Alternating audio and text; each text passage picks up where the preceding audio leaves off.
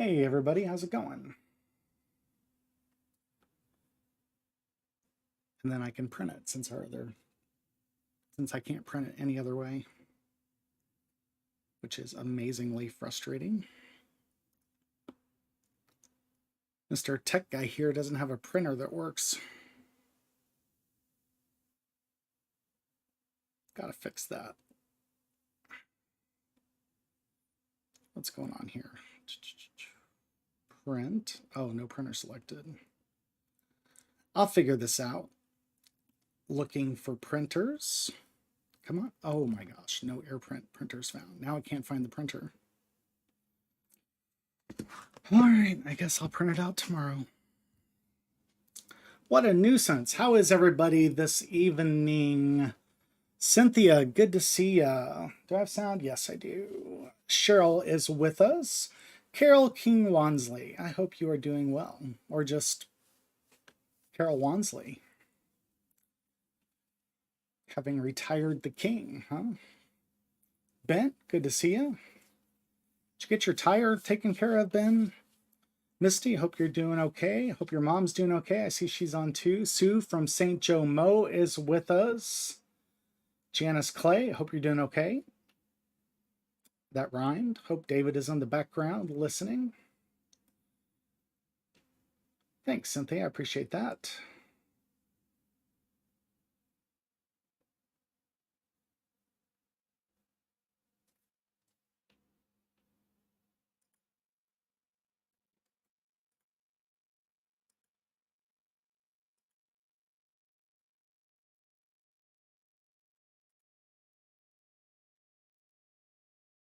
No scammed account. No, I just meant that you don't really go by Carol King anymore. You just go by Carol Wansley. It used to be Carol King Wansley, right?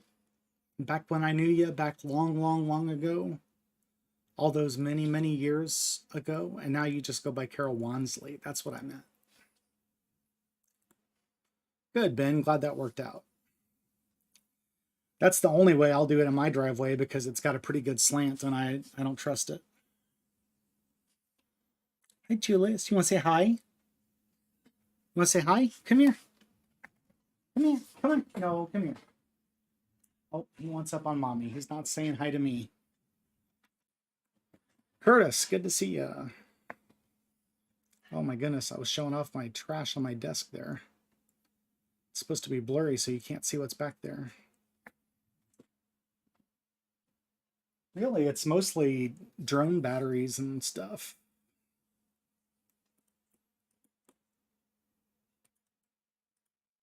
Yep, once you had the well-known name of Carol King, you couldn't just give it up. I understand. I bet David understood.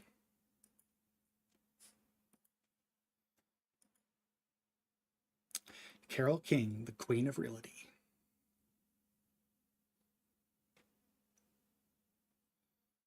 Everybody says hi, Julius. They're saying hi to you. You're missing out.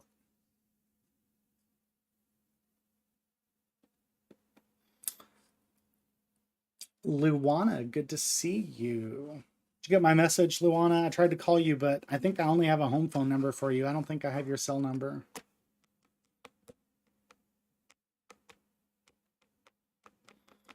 Misty said she missed you too. You know Misty, don't you? Oh yeah, those ears flopped right up. You know about Misty and breakfast, right? Yeah. Here, come here. Hand them to me. No, don't put them down. Oh, she did that the hard way. There's a boy. Okay. There's Julius. Yeah, you want to tell people about Misty? You want to tell people about Misty? Do you like going to see Misty? Yeah. Does Misty give you, hey, does Misty give you breakfast? Does Misty give you breakfast when you go to work? Yeah, you like breakfast, don't you? Okay, cutie. Okay, good boy. Yes, good boy. Okay, that's enough. That's enough. Look at the camera. Look over here. Hey, hey. Okay, we're not going to do that, huh? Look right there. Look right there. Hey, hey, hey. Look right there. Look, say hi. Say hello. All right, enough of that. You're being silly. Oh my gosh. They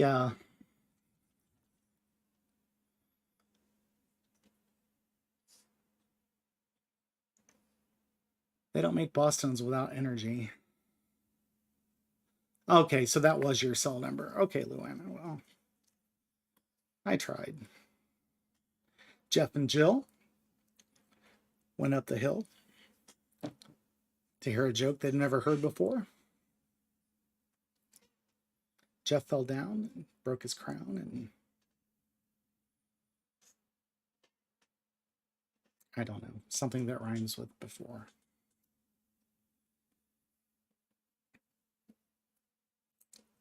Jeff fell down and broke his crown, and Jill thought he looked awfully sore. There you go. Aren't all those nursery rhymes really bad? You ever think about that? There was an old lady who lived in a shoe, had so many kids, she didn't know what to do.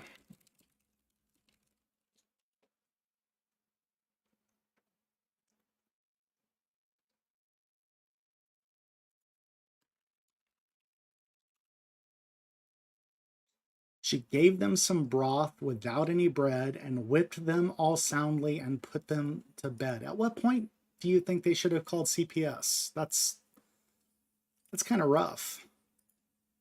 How about here's one.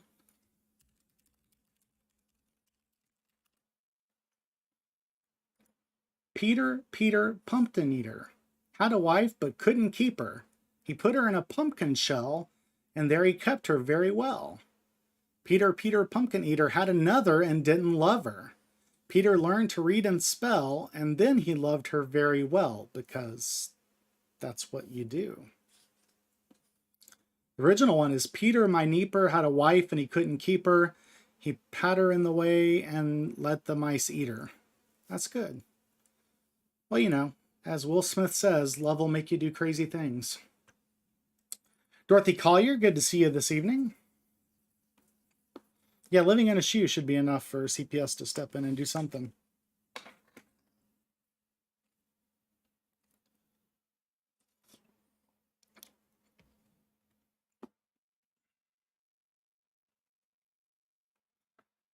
All right, 7:08. We will get going in just a couple minutes. Hey, we've got some folks over on YouTube. Good to see ya. Jeff's over on YouTube, asks how everyone is doing. Jana says, it's a different world than where you come from. I don't even know if we're allowed to talk about those shows anymore, although I guess Bill Cosby wasn't on that one, so it's probably okay. Yeah, there's a song by Styx called Show Me the Way. Talk about timeless lyrics.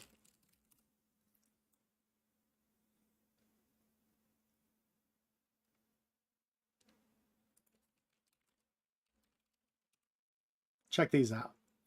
Every night I say a prayer in the hope that there's a heaven. Every day I'm more confused as the saints turn into sinners. All the heroes and legends I knew as a child have fallen to idols of clay, and I feel this empty place inside, so afraid that I've lost my faith. Show me the way, show me the way. Take me to the river and wash my illusions away. Show me the way. And as I slowly drift asleep, for a moment dreams are sacred. We're going to talk about a sacred dream tonight in just a minute. I close my eyes and know there's peace in a world so filled with hatred that I wake up each morning and turn on the news to find we've so far to go. And then I keep hoping for a sign, so afraid that I just won't know. So show me the way, show me the way. Bring me to the mountain. This is such a religious song. Where do all the big things happen in the Old Testament? On the tops of mountains. Bring me tonight to the mountain and take my confusion away and show me the way. And if I see your light, should I believe? Tell me, how will I know? Show me the way, show me the way. Take me tonight to the river. Wash my illusions away. Show me the way, show me the way. Give me the strength and courage to believe that I'll get there someday. Please show me the way. Every night I say a prayer in the hope that there's a heaven. That came out in like 1990, maybe 1989. And I don't know a single year that it has not been poignant.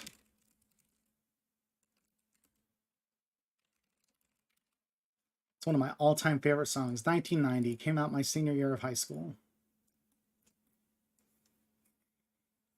Yeah, Lady, Styx did Lady.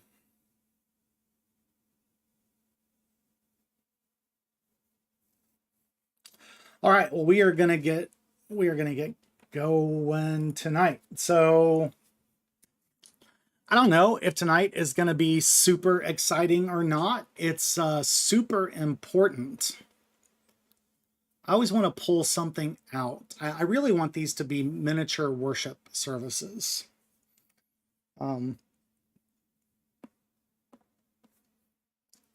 My Old Testament class was just, it was the best class I ever took in seminary, because every class period was like, let's see, did I take that 3 times a week? I think I took it 3 times a week, so it was 50 minutes. And every class, no, it was twice a week. We didn't have any 3-week classes, so it was an hour and 20 minutes. And every class period was like the best hour and 20-minute long sermon you've ever heard in your life. The guy that taught me Old Testament, I don't think there's a finer Old Testament professor in existence. And I would love to give you just a part of that. I'd love for you to take away something home with you each and every week. I hope that you do. Psalm 15. Says Curtis, a Psalm of David. I found out, I was looking at a Psalm, I forget, was it Psalm 93? That'd be crazy if I could just remember that out of nowhere.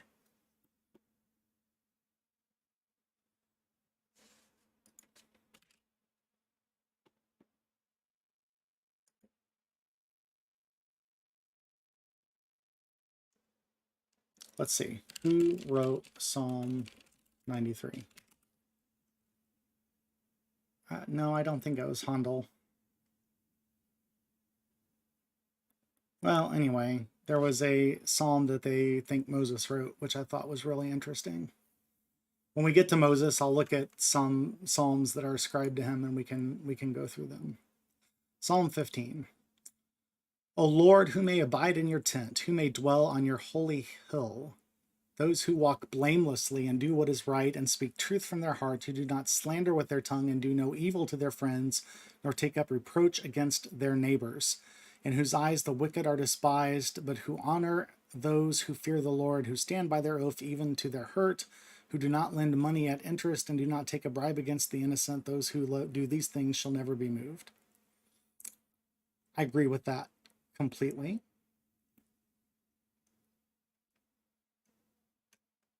Not quite sure exactly what you were referring to, but I'm with you. All right, let's get going. Genesis 37. We are flying, but we're only going to get through Genesis 37 tonight. There's just no point in going too fast. Hey, Terry, good to see you. Cheryl says hello to you specifically, but also to everybody else. Terry is one of Cheryl's very dear friends. Used to watch the boys for her when they were little, before she met me. And then I got to watch them when they were little. Only they were not so little.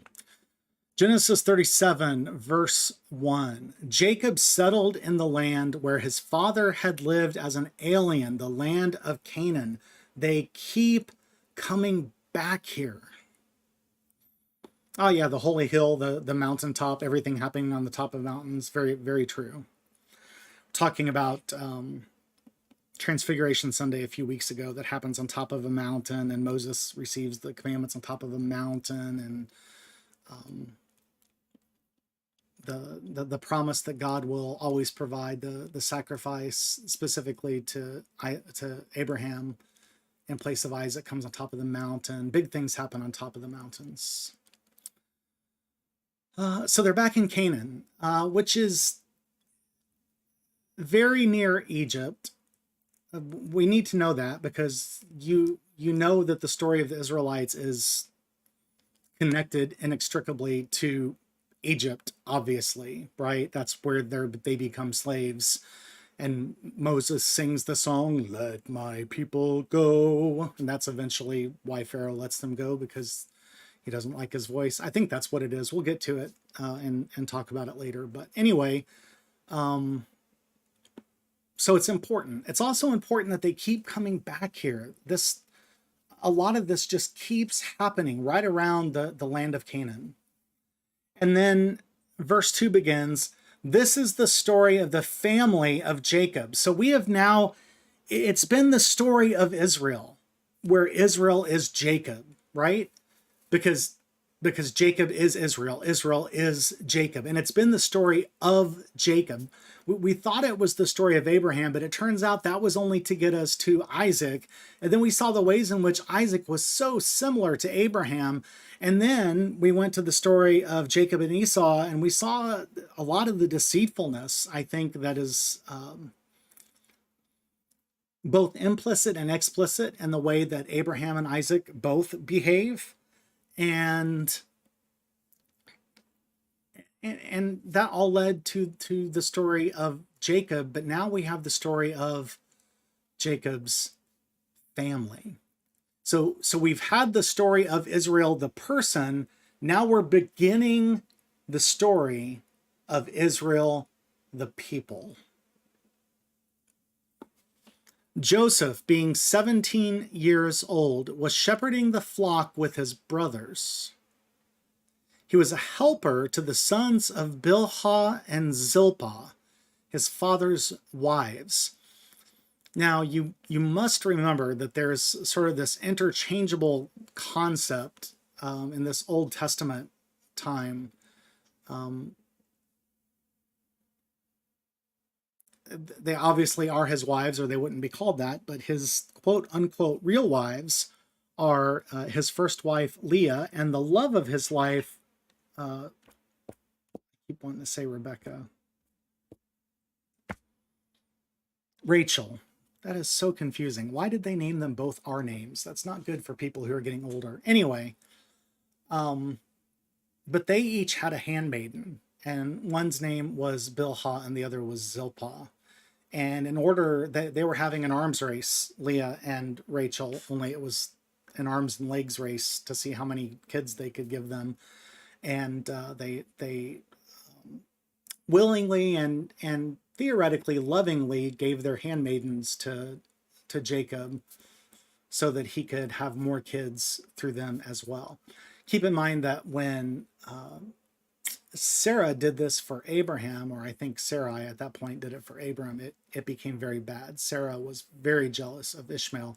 And the Ishmaelites are going to come back into the story today, actually, speaking of Ishmael. But as far as we can tell, everything's fine with Jacob. We have 12 tribes of Israel that I think it will be important for us to note that at the end of the story, these 12 tribes will be reunited, reconciled to one another, and will be the foundational past that will become the future of the Israelites. As opposed to what we have everywhere else, and almost every story up to this point are insiders and outsiders, right? So you have Adam and Eve and Cain and Abel and Seth, and Cain murders Abel and then becomes an outsider, right? He gets kicked out. And then you have Abraham, and he has sons Isaac and Ishmael, and because Ishmael is the son of Sarah's handmaiden Hagar, Sarah's very jealous of this, doesn't want Ishmael to think he can inherit anything, and so she kicks him out, and so Ishmael becomes the outsider. And then Isaac has Esau and Jacob, and even though they reconcile too, really from the beginning, the promise is handed down, the blessing is handed down, even though it was to be reserved for Esau, it's handed down to Jacob, and Esau becomes the outsider. And so when we start this story today, as I'm sure you know the story about Joseph being sold into slavery by his brothers, it's what kicks off the whole story of the Israelites being in slavery in Egypt, really. It seems like we've got the same thing. We've got these 11 and we've got this one that's going to be kicked off, or maybe it'll be the one that's important and the 11 will be the outsiders. But in fact, what really happens is they reconcile, and this notion of there always being an outsider stops until the church in America picks it up again. But not just America, that's totally unfair. The church has been having insiders and outsiders since its inception. So ignore the church in America slam. It's been happening since the church in Corinth and the church in everywhere. But it's not meant to be. We are not meant to be a church of insiders and outsiders. We are meant to be a church of brothers and sisters who are reconciled to one another. Amen. All right. What was the number one failing of the parenting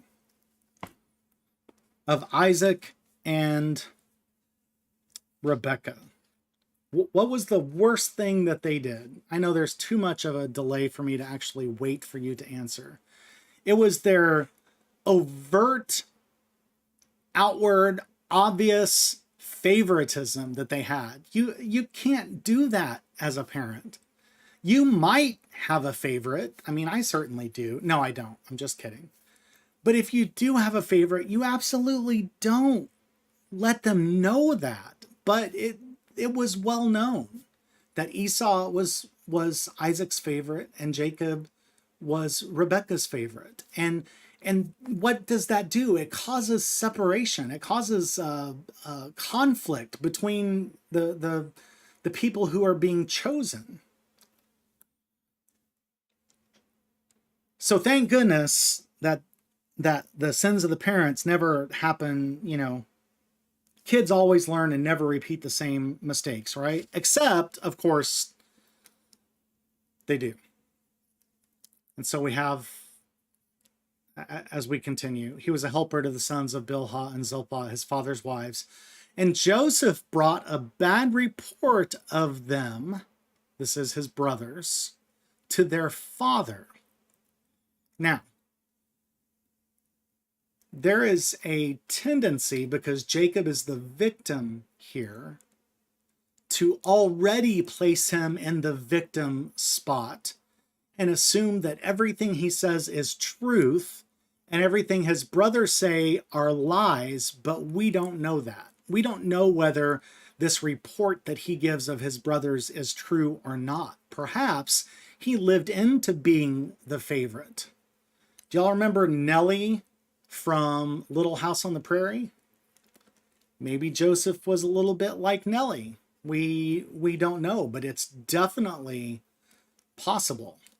You know what'll change your attitude? Being sold into slavery, but there's other less radical things that can change your attitude also, in case you yourself need an attitude check, just so you know. The next line, Israel, this is Jacob, loved Joseph more than any other of his children. Keep in mind, he's got at least 12 sons and 1 daughters, and I think it's fair to guess that he's got 12 sons and 12 daughters. I think statistically speaking, that's probably true.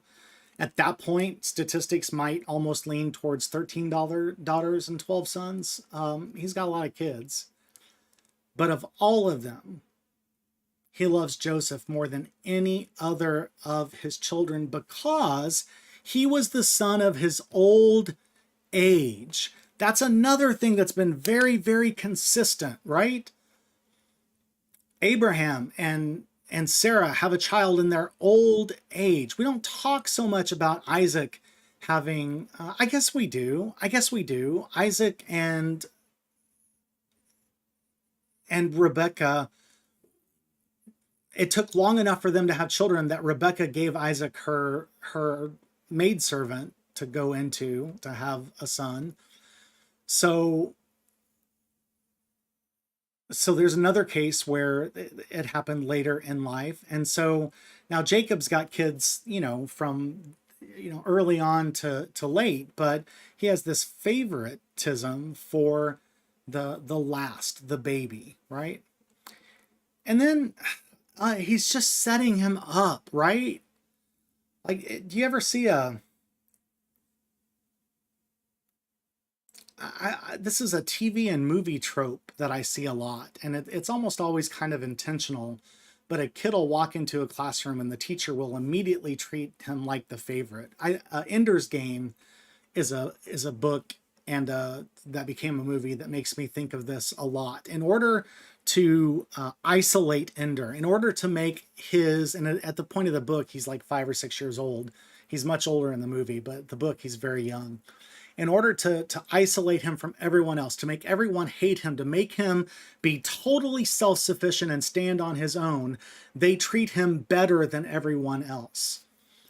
And unintentionally, this is what Jacob does. He makes for him a long robe with sleeves, the NRSV says. The translation in Greek, so for a long time with the Old Testament, we didn't have Hebrew.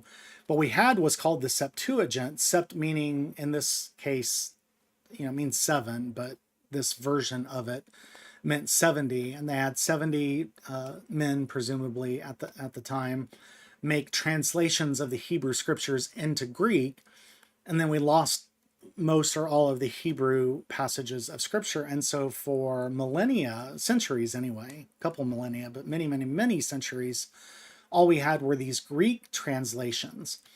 And then something amazing happened through the years, especially with the discovery of the Dead Sea Scrolls. We got a lot more of those original Hebrew scrolls back.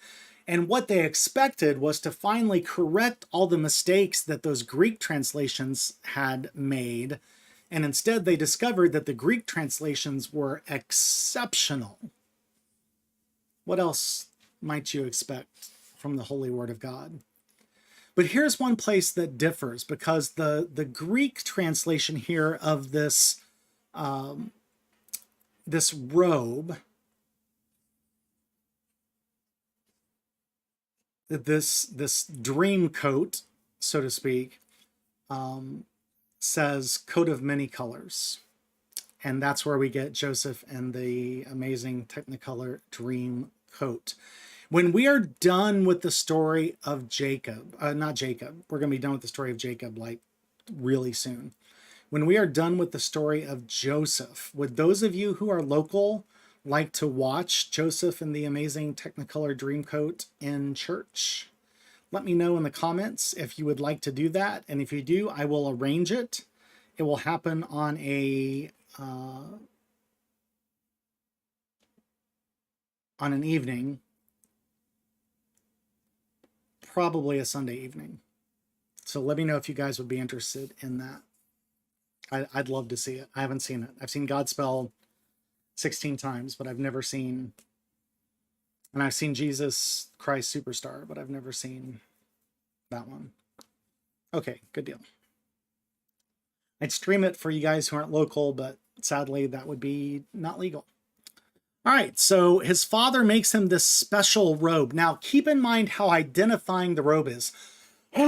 What major story in the Bible has a robe be a major prop? There's actually 2 of them. I'm thinking of one main one, but there's another one as well. I will stop and let you guys try to guess what I'm talking about right now. I bet you'll get one. I bet you don't get both. There are 2 New Testament stories in which a robe plays a major point in the plot. It's a very important prop. What are those 2 stories? I see everybody slinking down in their seats, afraid that I might call on them. Come on, you guys know this. Y'all know one. What's the most important story in the entirety of the New Testament, according to me and many, many, many other theologians?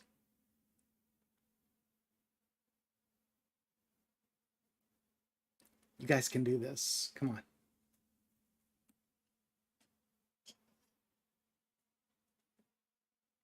Oh my goodness. All this dead space.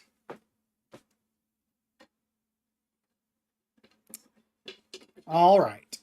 So one story where, and the one I think is most important, is the story of the prodigal son. When the son comes home, one of the first things that the father does is take a robe. He tells the servants to get a robe and put it around him. That robe is one of identification. Jimmy, that's good. Janice, that's good. I will not begrudge either of you for those answers. Those it's the same answer. Very good. But yeah, the prodigal son was the one I was thinking of. The one I didn't think you would get that's also really important, but I've only preached about it a couple of times and it's not really preached on a whole lot, but it's the story of the wedding banquet where the father throws a wedding banquet for his son's wedding and nobody comes to them.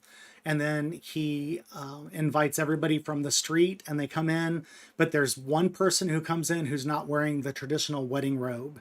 And even though he was invited because he did not dress for the part, the owner has him thrown out into the abyss where there will be weeping and gnashing of teeth. So a very interesting story about being, we say at memorial services, I say that people are baptized in the, I forget the actual liturgical use I word, but they put on the robe of Jesus, basically. And that's what that story means. So those are the two stories.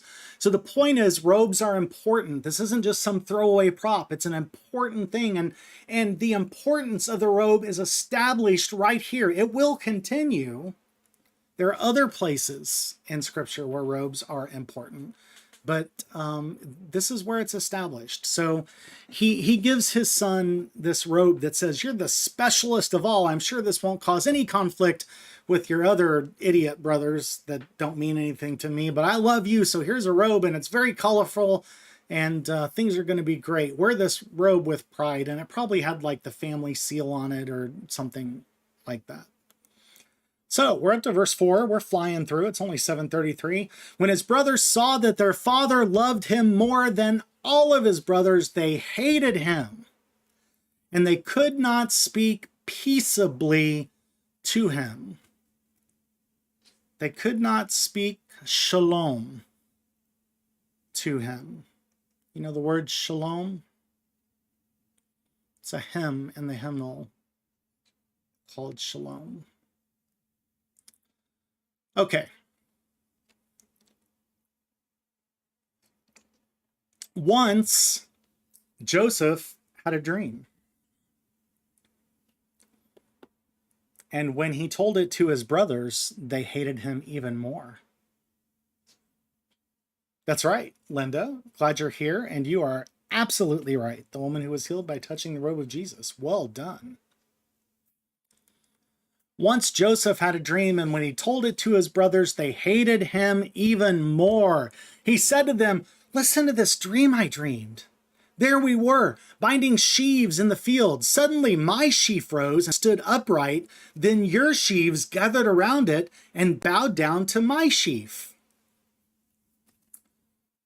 Hey, Joseph, just some advice, like just between me and you. Your brothers already don't like you. You might want to on the dreams about you being more important than they are. That's not going to end well. Don't do that. Okay. He probably learned his lesson, right? That kind of thing's not going to happen again. Let's continue. He had another dream and told it to his brothers. Okay. Well, at least it's just to his brothers. I guess nothing else could go wrong. He already told him one dream. He told it to his brothers saying, look, I've had another dream. The sun, the moon, and 11 stars were bowing down to me. But when he told it to his father and to his brothers, he told it to his father too. That probably wasn't smart. I obviously know this. I'm just playing along. When he told it to his father and to his brothers, his father rebuked him. I'm sure his brothers loved this. He finally gets rebuked by his father in front of them because who do you think the sun and the moon are? They are his father and his mother. And the the 11 stars are, of course, his brothers. So when he told it to his father and to his brothers, his father rebuked him and said to him, "What kind of dream is this that you've had? Shall we indeed come, I and your mother and your brothers, and bow down to the ground before you?" So his brothers were jealous of him, but his father kept the matter in mind. Keep in mind, in both of these cases, it's not Joseph who interprets the dream. The brothers interpret the dreams, the first dream, and Jacob interprets the second dream, although the brothers had probably already interpreted it as well. But they're not exactly mysterious, hard to figure out dreams. Joseph knew what he probably thought that they meant. He certainly knew what his brothers would think they meant, so he probably should have just kept his mouth shut. Probably.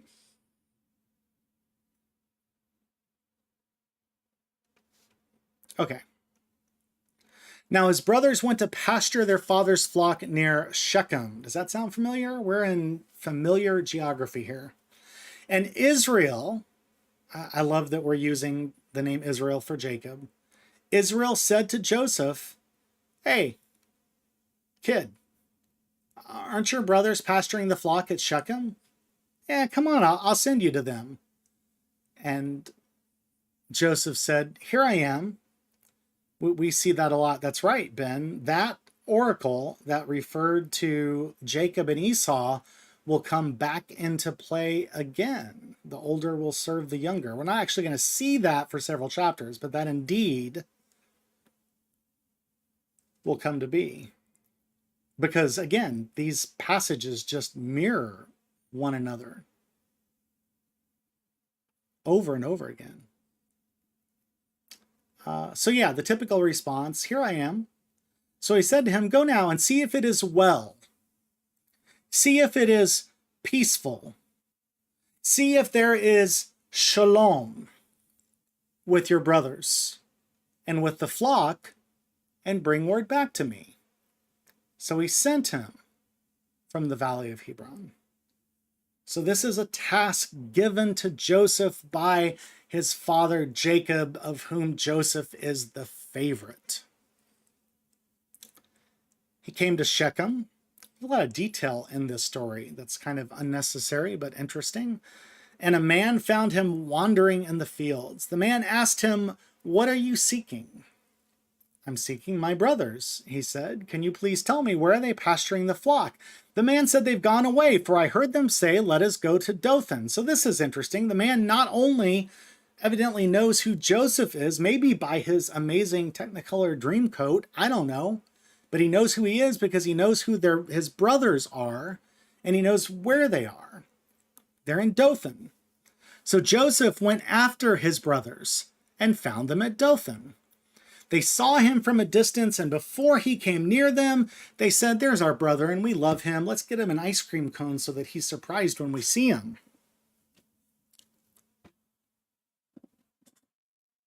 Oh, hang on, that's not right.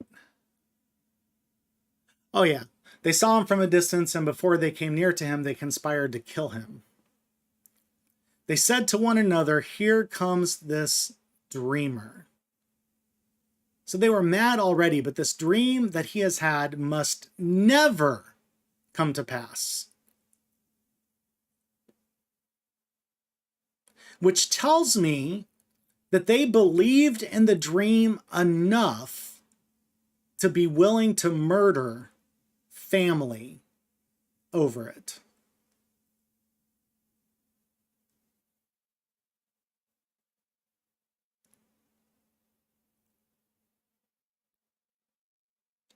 "Come now, let us kill him and throw him into one of the pits. Then we'll just say that a wild animal devoured him, and we'll see what will become of his dreams." Man, that is some good writing. Those dreams got to them. But when Reuben heard it, Reuben, the firstborn, the eldest child, the one responsible for the family, when Reuben heard it, he delivered Joseph out of their hands, saying, "Let's not take his life." Reuben said to them, "Shed no blood. Just throw him in the pit here in the wilderness, but lay no hand on him." But he had a plan. His plan was to come and rescue him out of their hand and restore him to his father. What a good boy. Reuben, the eldest, was going to do the right thing. He wasn't willing to stand up to the 11, but I can't say that I blame him because they probably would have just killed him too. You know what they say about murder, right? The first one's expensive, the ones after that are free, right? You can only be put to death once.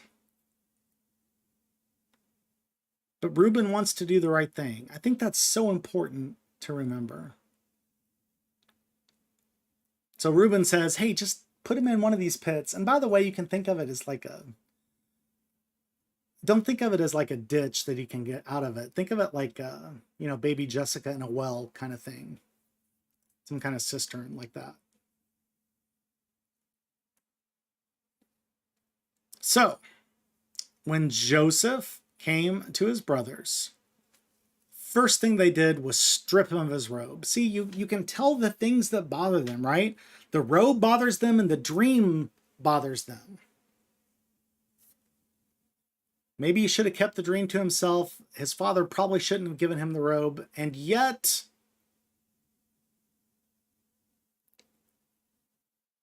I'm hesitant to say that all of this needed to happen, that all of this had to happen. I will merely say all of this did happen, and the result is that we are here today worshiping God. So thanks be to God who makes all things work for good for those who love God and are called according to his purpose.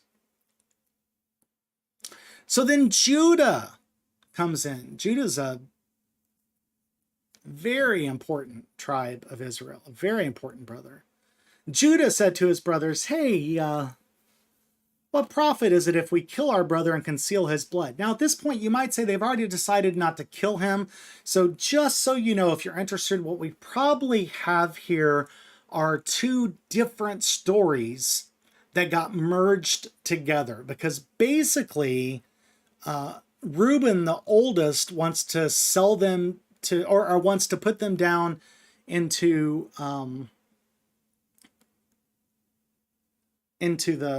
the cistern, but eventually sells them to the Ishmaelites. And then there is, he wants to sell them to the Midianites. And then there's Judah, who actually wants to sell them to the Ishmaelites. So it's kind of confusing. Both things are in here. They were probably two different versions of the same story, and so they merged them together. Just kind of know that and just go with it. So Judah says to his brothers, hey, what profit is it to us? What does it do for us if we kill our brother and conceal his blood? Now, was Judah the first Judas? Was he really wanting to kill him or to profit from his disappearance, or was he trying to save his life too? We don't know.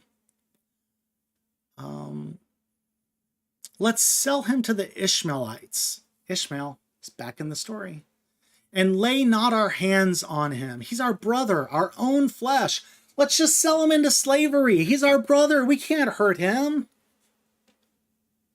Okay. So the brothers agree. When some Midianite traders passed by, they drew Joseph up, lifting him out of the pit, and sold him to the Ishmaelites. See how it's confusing? For 20 pieces of silver. Again, the sort of Judas thing kind of makes sense, but I still wonder if he wasn't trying to save his life. And when we get into Levitical law, we'll see that 20 pieces of silver is the exact lawful amount of money to sell somebody who's between like 15 and 20 years old. And Joseph is like 17 at this point, maybe 18, if any time has passed since he had his dreams. So, yeah. I think it's very interesting that even when they are doing the worst possible things, we had this last week too, and we're going to see it again. When they're doing the worst possible things, they are following the law to the letter. That's why Jesus had to come and say, I did not come to abolish the law. I came to fulfill the law, to bring meaning to the law. And what he did the whole time was take the law and strip down the letter of the law and get to the spirit of the law, which is why he said things like, you've heard it said, love your neighbor and hate your enemy. But I say, love your neighbor and love your enemy as yourself, right? He's always saying things like that because the Israelites had this special way of doing horrific, amoral, unethical things, but doing it within the code of law. And so it was quote unquote okay. Kim, good to see you. I'm glad you are with us. I hope you had a good drive home. So 20 pieces of silver. And they took Joseph to Egypt.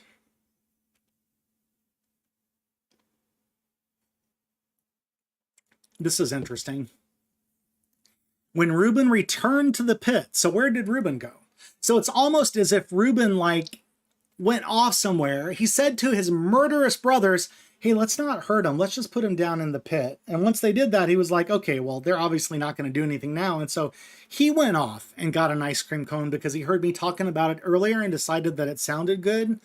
And so he comes back and he sees that Joseph is no longer in the pit. He tore his clothes. That's something that they did in mourning. Not in the morning. M-O-U-R-N-I-N-G, when they mourned. He returned to his brothers and said, the boy is gone. Where can I turn? This isn't in the scripture, but this is what he's saying. This is my fault. I'm the eldest. This is my responsibility. What am I going to do? So they had already stripped him of his robe. So they went ahead with the first plan, that they slaughtered a goat and they dipped the robe in the blood. See how easy it was to do this kind of stuff before they could test for DNA? Crazy. They had the long robe with sleeves, the amazing Technicolor dream coat, taken to their father. Listen to that. They had the long robe with sleeves taken to their father. They didn't even have the courage, obviously, to go themselves. And they said, this is what we found. You see whether it's your son's robe or not. How cruel they are to their father. They trick their father. They trick their father about something really important. How poor Jacob. What did he possibly deserve? To be a father who was tricked by his own progeny about something important. I seem to remember something. Oh, yeah. Yeah, Jacob did that all the time, didn't he?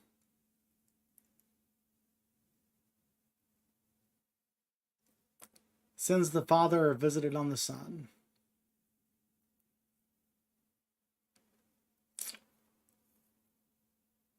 Means a lot more than we used to think it meant. He recognized it and said, it is my son's robe. I'd know this robe anywhere. It's the amazing Technicolor dream coat. I gave it to my favorite son. A wild animal has devoured him. Joseph is without doubt torn to pieces. Then Jacob tore his garments and put sackcloth on his loins and mourned for his son many days. All of his sons and daughters sought to comfort him, but he refused to be comforted and said, no, I'll go down to Sheol to my son, mourning. That's Sheol was their version of sort of an afterlife. It was neither like heaven nor hell like we would understand it. It was a very silent place where you went when you died. It was his way of saying he would mourn to the day that he died.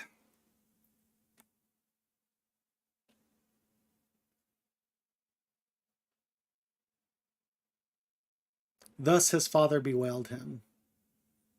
Meanwhile, the Midianites sold him to Egypt to Potiphar, one of Pharaoh's officials, the captain of the guard. And so because all things work for good, for those who love God and are called according to his purpose, Joseph will find his way into the inner court of the Pharaoh of Egypt. And thus we have the beginning of the rest of the story. No, not purgatory, Ben. Purgatory is by the Catholic belief, is just a holding place where you can eventually get out of. Sheol was their permanent resting place. It has no analog to current religious thought. Not Christian religious thought, anyway.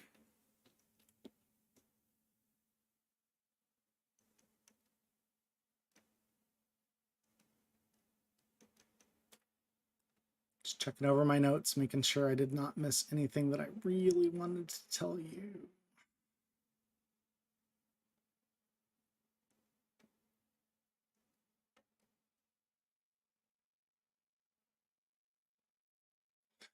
This is kind of interesting. There is not a single time in the story where God is mentioned. So in the Old Testament, when you have long stretches or you have specific pericopes or stories, biblical stories, that do not specifically mention God, they are usually meant to be taken as morality tales. So I wonder what the moral or what would be the moral of this story? If this is indeed a morality tale, what is the moral of the story? Don't have favorite kids. Don't flaunt your dreams. If you think you're better than your brothers, don't tell them. Don't leave your brother with your 10 other murderous brothers and get ice cream. I don't know what the moral is. If this is, I really like this literary analysis where you look at not only what the text says, but how the text says it and what the format is. And through that, we're supposed to take something from this. We're supposed to understand this is a tale of morality, but I do not know what the moral of the story is. But maybe that's because the story's not over. So let's hold on to that notion and see where this takes us in the next 3 or 4 weeks to come. Let me read what this guy says. The absence of God language in this chapter commonly results in an emphasis on moral lessons. For example, related to parent-child relationships or interfamilial disputes and deceptions. One must be careful not to draw easy moralism, say about parental favoritism. At most, it's a lack of common sense parroting. Favoritism per se does not constitute the problem. Rather, the problem involves the way in which favoritism manifested itself publicly on the part of both chooser and the chosen. In some sense, the problem arises this is big. In some sense, the same problems arise for the electing God and Israel. So this is if you believe in the notion of predestination and the elect, that God chooses certain people to be saved, and thus, as John Wesley pointed out as he was studying Calvinism, thus God is choosing certain people not to be saved. If you believe that, which we as Methodists do not, but if you believe that, then you could read from this that Jacob elected Joseph as his favorite, and it led to his downfall because of the way that Jacob demonstrated it to Joseph and the way that Joseph demonstrated it to his brothers. And so then the question is, do we as Christians, God's elect, do the same to the world?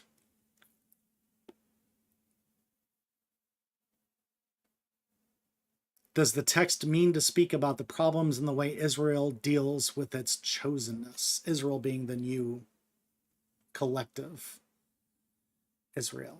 That's an interesting thought to think of. I'll leave you with something I wrote on my Facebook. If the world hates you because of Jesus, that's expected. If the world hates Jesus because of you, that's a problem. And I think if there's a moral story here, a moral lesson, I think that's one way that you could express it. Hey, that's our time for today. Next week, we are going to look a little bit more with Judah, again, who's going to be very important. Judah is actually going to get quite a bit of time. And then we're going to talk about Joseph again. Then Joseph, somebody's going to dream. See, this is, remember, what happens is that Joseph, not just the dreamer, Joseph becomes the interpreter of dreams eventually for Pharaoh. And that's a very important role that he plays. So we're going to get into that, which I think is going to be really, really interesting. Joseph is going to rise to power. And then Joseph brothers are going to go to Egypt, and we're eventually going to have some reconciliation. So that's kind of where we're headed to. I'm glad y'all enjoyed it. I'm glad you had fun. We will be looking at Genesis 38 tomorrow, or not tomorrow, next week. I hope you enjoy that too. In the meantime, I guess that's it. So God bless, Godspeed, and I mean it. Thanks for watching.